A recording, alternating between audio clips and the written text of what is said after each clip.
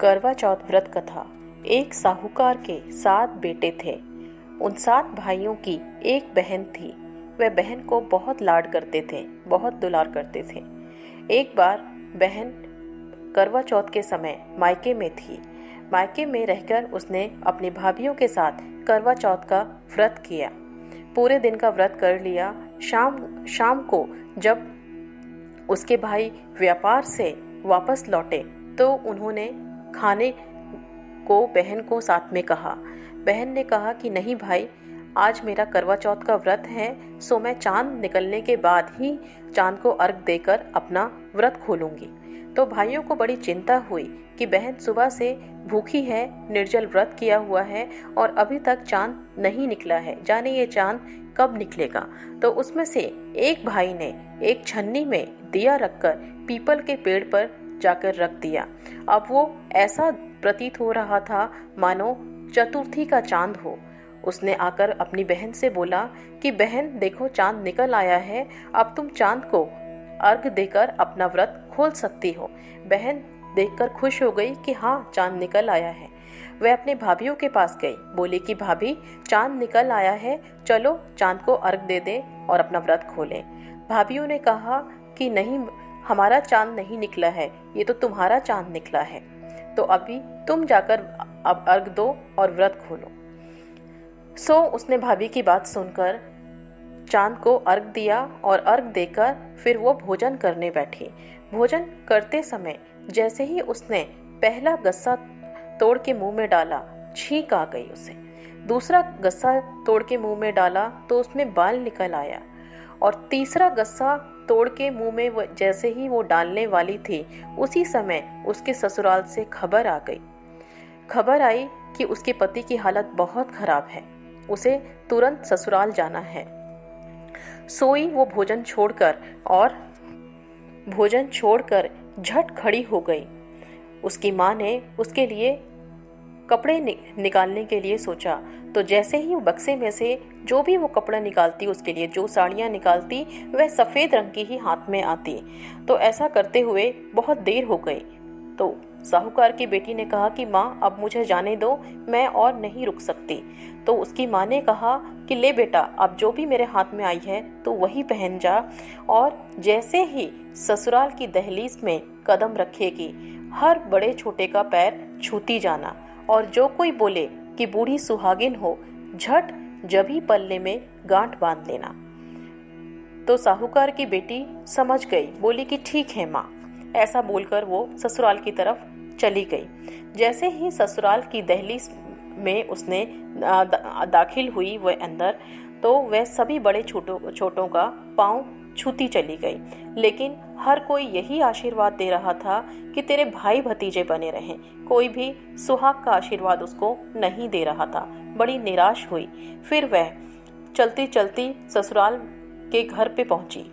में पहुंची और वहां पर देखा कि घर के बाहर आंगन में छोटी ननद खेल रही है। छोटी ननद के उसने पांव छुए।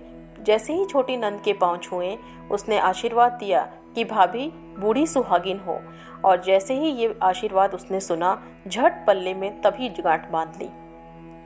इसके बाद वह घर के अंदर गई और देखा कि वहां उसका पति मरा पड़ा है और सभी बहुत जोर जोर से विलाप कर रहे हैं। ये देखकर वो एकदम चौंक गई और वो भी विलाप करने लगी। फिर उसके पति के अंतिम संस्कार की तैयारियां करने लगे, उसको ले जाने लगे।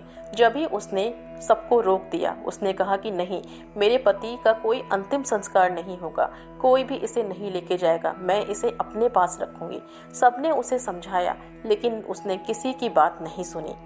तो सबने यही फैसला लिया कि ठीक है, इसको इसके पति के साथ छोड़ दो। घर के पास में ही एक कुटिया बनाई और कुटिया बनाकर वहां इसके पति के साथ इसको रहने के लिए छोड़ दिया। अब वहां पर वह अपनी पति की सेवा करती, उसकी देखभाल करती, उसके बालों को कंघा करती, उसकी साफ सफाई करती रहती थी, और उसकी छोटी नंद वहां पर उसे रोज खाना ले जाकर देती थी। इस तरह दिन बीतते गए और फिर गणेश चौथ आई। तो उसने गणेश जी से कहा कि गणेश जी, मेरा सुहाग मुझे दो। गणेश जी ने कहा कि मैं तुम्हारा सुहाग तुम्हें कैसे लौटा सकता हूँ। ये तो कार्तिक मास में जो चौथ आएगी तो वो चौथ माता से अपना सुहाग मांगना, वही तुम्हें तुम्हारा सुहाग लौटाएंगी। इस तरह समय बीतता गया और कार्तिक मास की चौथ आई तो साहूकार की बेटी ने भी पूरे विधि विधान से करवा चौथ का व्रत किया और रात में चंद्रदेव को अर्घ्य दिया। इसके बाद जब चौथ माता वहां प्रकट हुई और बोली, करवा ले भाइयों की प्यारी करवा ले, दिन में चांद उगाने वाली करवा ले। यह सुन उसने माता के पैर पकड़ लिए और बोली कि माँ, मुझ पर कृपा करो, मेरा सुहाग मुझे वापस दो। ये सुनकर माता बोली कि भाइयों की प्यारी, तुझे सुहाग से क्या लेना देना है, तुझे तो सुहाग से ज्यादा भोजन प्यारा है, भूख तुझसे बर्दाश्त नहीं होती है। तो इस पर साहूकार की बेटी बोली कि नहीं माँ, मुझसे बहुत बड़ी भूल हो गई, मुझे अपनी भूल के लिए मैं आपसे क्षमा मांगती हूँ, मुझे मेरे पति के प्राण वापस करो माँ, मेरे पति के प्राण लौटाओ माँ। इस प्रकार साहूकार की बेटी ने माँ के चरण पकड़ लिए तो करवा चौथ माता उससे प्रसन्न हो गई और उस माता ने अपनी उंगली पर एक चीरा लगाया और उसके पति पर छिड़का। जैसे ही उसके पति पर छिड़काव किया, उसका पति तुरंत जीवित हो उठा और बोला कि अरे, मैं तो बहुत समय से यहाँ पर लगता है सो रहा हूँ। तो उसने कहा कि हाँ जी, आप बहुत लंबे समय तक सोए हो। इस प्रकार अपने पति को जीवित देख उसने माता के पैर छुए और उन्हें प्रणाम करके बोली, माता, आपकी कृपा ने से आज मुझे अपना सुहाग वापस मिला है और इसी तरह इस व्रत को करने वाली सभी सुहागिनों को अखंड सौभाग्यवती होने का आशीष देना आप।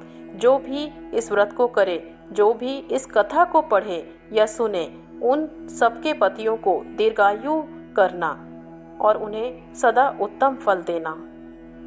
तो जैसे करवा चौथ माता ने साहूकार की बेटी का सुहाग लौटाया और अखंड सौभाग्यवती रहने का उसको आशीर्वाद दिया, वैसे ही उनका व्रत करने वाली सभी सुहागिनों को सदा सुहागन होने का आशीर्वाद दे, उनका सुहाग बनाए रखे। जय करवा चौथ माता की।